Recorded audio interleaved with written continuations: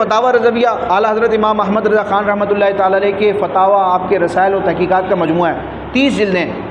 تو اب بعض طلبہ کیا کرتے ہیں، جب پڑھنا شروع کرتے ہیں وہ کیا کرتے ہیں، سیکوینس برقرار رکھتے ہیں کہ پہلی جلد کو پہلے پڑھیں گے، پھر دوسری، تیسری۔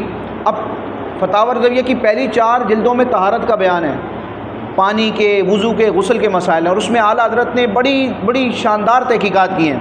تو ایک نیا پڑھنے والا جو قاری ہوگا اس کے لیے وہ بحثیں سمجھنا بڑا مشکل ہوگا۔ اب وہ فتاوی رضویہ کی بمشکل 1-2 جلدیں پڑھے گا، مایوس ہو جائے گا، یا اپنے آپ کو یہ اس قابل سمجھے گا کہ یار میں تو سمجھ نہیں سکتا، چھوڑ دے گا وہ۔ تو اب فتاوی رضویہ ہے یا اردو فتاویٰ جو ہوتے ہیں، تو اس میں ضروری نہیں ہوتا کہ جس ترتیب میں وہ جلدیں ہیں اسی ترتیب میں آپ پڑھو، اس میں آپ کو انتخاب کرنا ہوتا ہے، سلیکشن کرنی ہوتی ہے کہ سب سے پہلے وہ ٹاپک یا وہ جلد پڑھوں گا جو آسان ہو۔ جیسے کہ فتاوی رضویہ میں آپ 29ویں اور 30ویں آخری 2 جلدیں یہ سب سے پہلے پڑھیں۔ کیوں؟ اس میں فضائل ہیں، حضور علیہ السلام کی عظمت و شان کا، عقائد کا بیان ہے، یہ سمجھنا آسان ہوتا ہے قدرے۔ یہ آپ پڑھیں 29 اور 30۔ اس کے بعد آپ آ جائیں 21، 22، 23 اور 24، ان جلدوں کو پڑھیں۔ ان میں حلال حرام کے، جائز ناجائز کے، حضر و اباحت کے مسائل ہوتے ہیں، ٹھیک ہے؟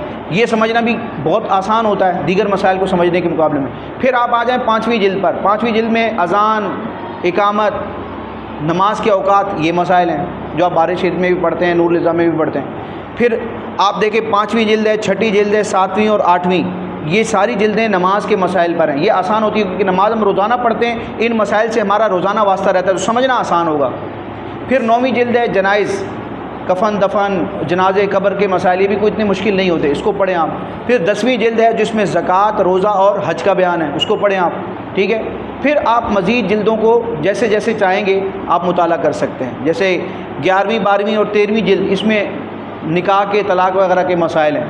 17ویں جلد ہے، اس میں بیع و شراء کے، خرید و فروخت کے مسائل ہیں۔